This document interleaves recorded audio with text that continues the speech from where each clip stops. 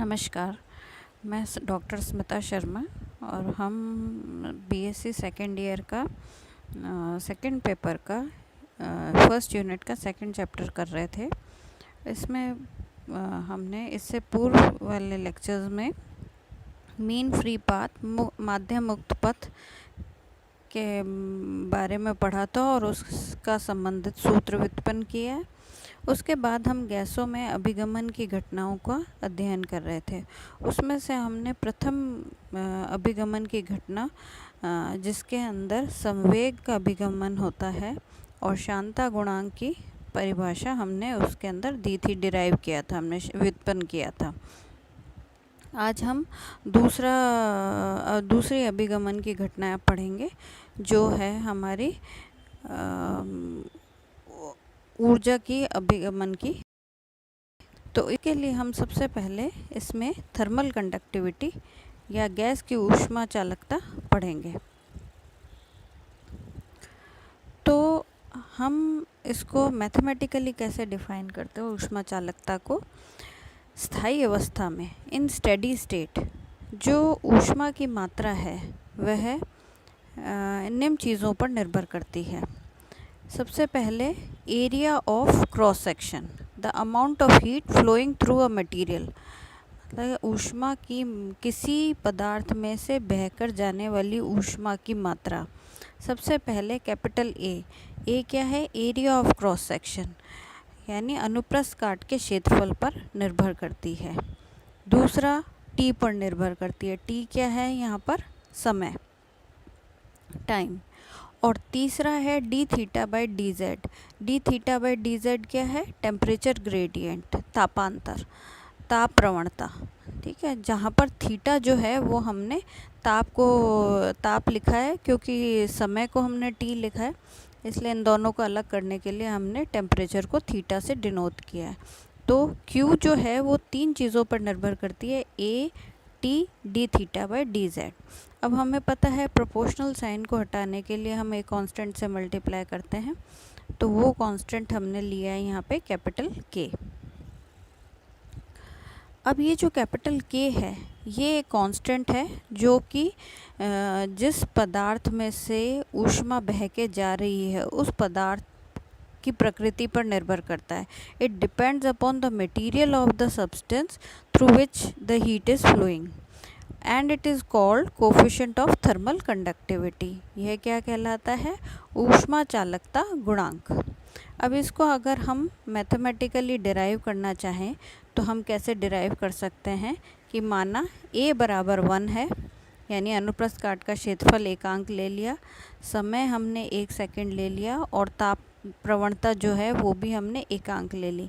ऐसी स्थिति में अगर हम ऊपर वाली समीकरण में सब मान रखें तो Q बराबर K आता है, जो कि हमारी ऊष्मा चालकता गुणांक की परिभाषा है। तो अब हम उसको कैसे परिभाषित कर सकते हैं कि ऊष्मा चालकता गुणांक किसी पदार्थ में से बहने वाली उस ऊष्मा के बराबर है जो प्रति सेकंड एकांक अनुप्रस्थ काट वाले क्षेत्रफल में से बहती है, जहाँ पर ताप प्रवणता भी एकांक है। Coefficient of thermal conductivity is defined as the amount of heat flowing per second through the unit area of cross section per second when there exists a temperature gradient of unity through the substance। तो अब हमने ये पढ़ लिया है, ये ऊष्मा चालकता के बारे में पढ़ लिया। अब हम इस ऊष्मा चालकता का गुणांक अणुगति सिद्धांत के आधार पर निकालेंगे। तो derivation of thermal conductivity of gas की ऊष्मा चालकता का व्युत्पन्न। अब इसके लिए आप सबसे पहले इस डायग्राम को देखिए। इस डायग्राम में मैंने x और y एक्सिस नीचे लिए हैं और z एक्सिस हमारा ऊपर की ओर है। ठीक है, तो हमने ये मान लिया कि एक गैस जो है वो दो हॉरिजॉन्टल क्षैतिज सतहों के बीच में स्थित है। ये दोनों क्षैतिज सतह हमारी है P और Q, और इनका जो टेम्परेचर है वो T1 व T2 है, और T1 जो है वो T2 से बड़ा है। ये सब चीज़ें हमने प्रारंभ में मान ली।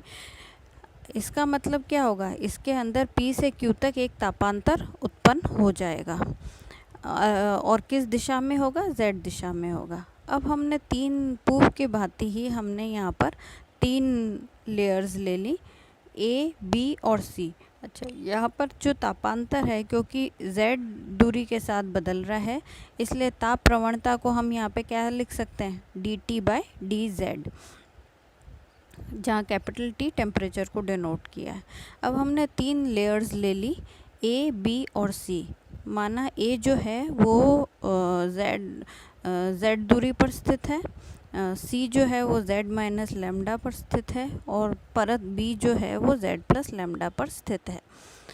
और जो A परत है वहाँ पर जो तापमान है वो हमारा है T, और B का जो, क्योंकि ताप प्रवणता उपस्थित है और ये लैम्डा दूरी पर स्थित है, तो इसके अंदर B का तापमान हो जाएगा T प्लस लैम्डा dT/dZ, और C पर हो जाएगा ताप T माइनस लैम्डा dT/dZ। ये सब चीज़ें हमने अज्यूम कर ली। अब अगर हम अणुगति सिद्धांत को गैस पर लागू करते हैं तो हमारे को, जैसे हमने पहले समझाया था, बिल्कुल वही चीज़ हम वापस से यहाँ पर डिस्कस करेंगे। हमने क्या कहा था कि प्रति एकांक आयतन में माना जो अणुओं की संख्या है वो हमारी स्मॉल n है। Number of molecules in unit volume of gas is suppose n। तो नंबर मतलब अणुओं की संख्या जो कि एक अक्ष की दिशा में चल रही होगी, उसकी मात्रा कितनी हो जाएगी, n/3, क्योंकि 3 अक्ष है। It means the number of molecules travelling along any axis would be n/3। अब out of n/3, n/6 molecules will travel along the positive direction of z axis and n/6 will travel along negative z direction axis। इनमें से n/3 में से n/6 अणु तो z अक्ष की धनात्मक दिशा में चलेंगे और बाकी n/6 ऋणात्मक दिशा में चलेंगे। तो हम एक दिशा के अंदर जो अणुओं की संख्या, प्रति एकांक अणुओं की संख्या जो है वो कितनी हो जाएगी, n/6 के बराबर हो जाएगी। ठीक है, तो अब हम मान लेते हैं कि प्रत्येक अणु जो है वो माध्यम मुक्त वेग से CRMS वेग से गतिमान है, और प्रत्येक अणु का जो द्रव्यमान है वो स्मॉल m है। तो ऐसी स्थिति में क्या हो जाएगा, the number of molecules going up और down through unit area of layer A in unit time would be n CRMS/6। इस प्रकार परत A में से ऊपर या नीचे की ओर चलने वाले प्रति एकांक समय में प्रति एकांक लेयर क्षेत्रफल वाली लेयर में से बहकर जाने वाले अणुओं की संख्या n/6 CRMS होगी, जहाँ स्मॉल n क्या है, number of molecules per unit volume, अणुओं n क्या है, अणुओं की संख्या प्रति एकांक आयतन, और CRMS जो है प्रत्येक अणु का RMS वेग है। It is the CRMS velocity of the molecule. अब हम इसके अंदर क्या निकालेंगे, हम निकालेंगे कुल ऊष्मा, hence the amount of heat. अब ये थोड़ा सा ध्यान से सुनिए, amount of heat carried by the molecules moving downwards crossing the unit area of the layer A in unit time. यानी अणुओं द्वारा ले जाने वाली कुल ऊष्मा कहाँ से, नीचे की ओर ले जाना, प्रति एकांक क्षेत्रफल प्रति सेकंड A से नीचे की ओर ले जाने वाली ऊष्मा वो कितनी हो जाएगी, वो हमारी, देखो अणुओं की संख्या तो हमारी कितनी हो गई, n CRMS/6 हो गई, है ना। और ऊष्मा जो है एक अणु द्वारा ले जाई गई ऊष्मा क्या होती है, देखो ऊष्मा का सूत्र होता है हमारा ms डेल्टा टी। m जहाँ पर द्रव्यमान होता है, s उसकी विशिष्ट ऊष्मा होती है और डेल्टा टी हमारा तापांतर होता है। तो यहाँ पर क्योंकि गैस की बात हम कर रहे हैं तो यहाँ पर हम विशिष्ट ऊष्मा CV ले लेते हैं और अणुओं का द्रव्यमान स्मॉल m है, तो यहाँ पे हमने ले लिया m CV। और जो हमारा ताप में मतलब एक ऊपर से नीचे की ओर जा रहे हैं तो हमारे कितना आ जाएगा, जो ताप है वो है हमारा T प्लस लैम्डा dT/dz। अब इतने, ये तो एक अणु द्वारा ले गई ऊष्मा है। अगर हम उसको n/6 CRMS से गुणा कर देते हैं तो वो प्रत्येक अणु द्वारा ली गई कुल ऊष्मा की मात्रा हो जाती है। इसी प्रकार अगर हम ऊपर से की ओर जाने वाले की ऊपर की ओर ऊष्मा ले जाने वाले अणुओं की बात करें तो वो भी ठीक इसी प्रकार से होगा, लेकिन वो C परत से आएगी तो mn/6 CRMS CV T minus lambda dT/dz के बराबर होगी। तो परत A पर कुल ऊष्मा का हस्तांतरण, total amount of heat distributed या ट्रांसफ़र, तो हमारा वो कितना हो जाएगा, दोनों का माइनस कर देंगे। दोनों को माइनस कर दिया हमने, माइनस करके हम अगर सिंप्लीफाई करेंगे तो हमारे पास कुछ ये आता है 1/3 mn CRMS CV lambda dT/dz। लेकिन हमने पूर्व की भांति पढ़ रखा है Q का मान कितना होता है, Q का मान तो kAT/dθ/dz होता है, जहाँ A हमने एकांक ले रखा है, T एकांक ले रखा है, तो Q का मान हो जाएगा kdθ/dz। यहाँ पे हमने थीटा की जगह कैपिटल T लिख रखा है तो Q का मान हो जाएगा kdT/dz। दोनों समीकरणों की अगर हम तुलना करें तो हम K का मान हमें प्राप्त होता है 1/3 mn CRMS CV into lambda. तो ये हमारा ऊष्मा चालकता गुणांक का सूत्र हमने प्राप्त किया है अणुगति सिद्धांत की आधार, काइनेटिक थ्योरी ऑफ गैसेस के आधार पर। अगर हम इसकी तुलना नीटा से करें, जो विस्कोसिटी शांता गुणांक हमने निकाला था, कोफिशिएंट ऑफ विस्कोसिटी, तो वो हमने निकाला था 1/3 mn CRMS। अगर हम इन दोनों की तुलना करें तो K और नीटा में हमें संबंध प्राप्त होता है K बराबर नीटा CV। तो इस प्रकार से हमने ये दूसरे अभिगमन की घटना में ऊष्मा चालकता गुणांक का सूत्र व्युत्पन्न कर लिया। अब इस अभिगमन की घटना में दो चीज़ें ध्यान में देने की ज़रूरत है। एक तो इसमें ऊर्जा का अभिगमन हो रहा है, there is transport of energy in this case, और वो ट्रांसपोर्ट ऑफ एनर्जी क्यों हो रही है, ड्यू टू टेम्परेचर डिफरेंस, तापांतर के कारण ही ये अभिगमन हो रहा है। अगर ताप में अंतर बंद हो जाए या ख़त्म हो जाए तो ये ऊर्जा का अभिगमन नहीं होगा। अब इसके बाद हम इसमें तीसरी अभिगमन की घटना पढ़ते हैं। तीसरी अभिगमन की घटना हमारी है विसरण की घटना। तो हम पहले विसरण की घटना के बारे में पढ़ते हैं। उसके लिए हम सबसे पहले निकालेंगे विसरण गुणांक। तो विसरण गुणांक को हम कैसे परिभाषित करते हैं, तो ये एक फिक नाम के एक साइंटिस्ट ने दिया था कि स्थायी अवस्था में जो अणुओं के प्रवाह की दर होती है, rate of flow of molecules, वो हमेशा dN/dz के बराबर होती है। dN/dz क्या है, दूरी के साथ अणुओं के घनत्व में या अणुओं की संख्या में परिवर्तन। एक प्रकार से हम इसको कह सकते हैं घनत्व प्रवणता, डेंसिटी ग्रेडियंट। डेंसिटी ग्रेडियंट से के हमारे प्रोपोर्शनल होती है हमेशा।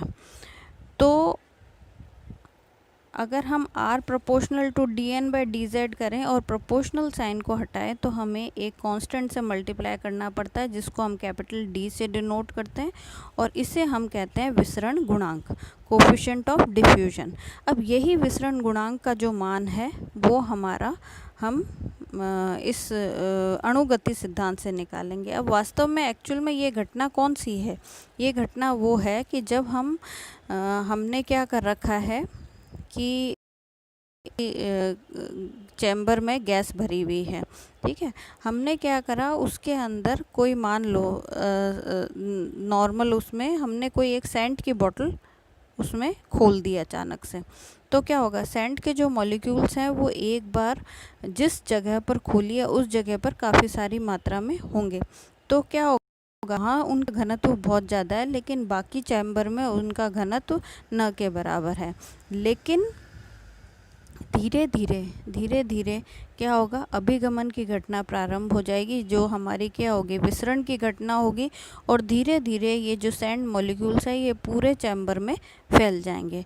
तो ये घटना जो है, ये घटना हमारी किस कारण से होती है कि एक तरफ घनत्व बहुत ज़्यादा है और बाकी जगह घनत्व कम है। तो ये घटना तब तक चलती रहेगी जब तक कि घनत्व एक समान नहीं हो जाता, यानी स्थायी अवस्था नहीं आ जाती। अब इसको हम उसी प्रकार से, जैसे हमने पहली दो अभिगमन की घटनाएं निकाली हैं, ठीक उसी प्रकार से हम इसके अंदर इसको भी निकालेंगे। तो इसमें गैस का विसरण गुणांक का व्युत्पन्न कर रहे हैं, तो इसके लिए भी हमने दो परतें ले ली, P और Q, जिसके बीच में गैस जो है XY तल में स्थित है।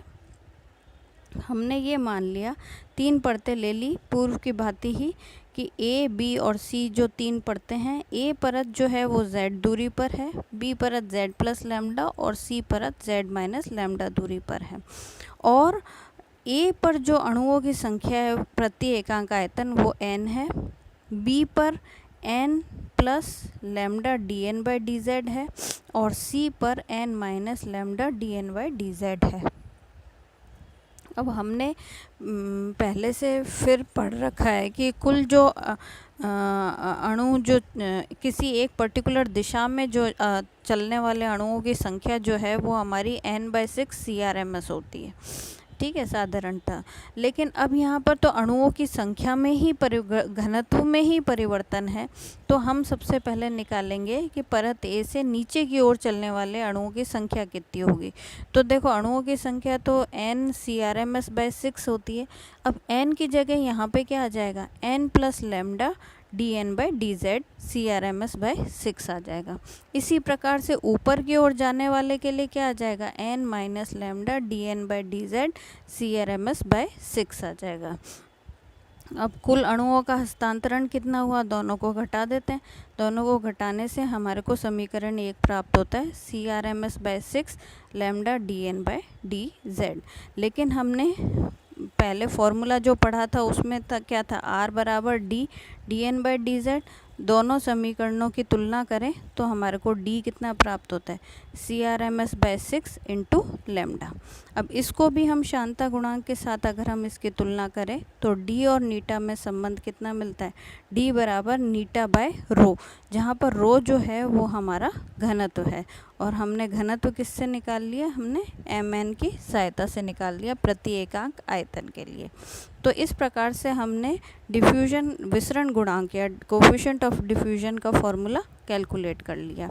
अब इस घटना में, इस अभिगमन की घटना में वास्तव में किसका अभिगमन हो रहा है, अभिगमन हो रहा है द्रव्यमान का। द्रव्यमान मतलब अणु एक जगह से दूसरी जगह खुद चल के जा रहे हैं से होता है, क्योंकि इसके अंदर डेंसिटी ग्रेडियंट, जब भी कहीं डेंसिटी ग्रेडियंट होगा तो द्रव्यमान का अभिगमन गैस में होता है। तो घनत्व के अंतर के कारण द्रव्यमान का अभिगमन होता है। इस प्रकार से हमने ये तीन अभिगमन की घटनाएं देखी, जिसमें हमारी अलग अलग परिस्थितियों में प्रवणता उत्पन्न होने के कारण अलग अलग राशियां एक जगह से दूसरी जगह पर स्थानांतरित होती हैं, ठीक है।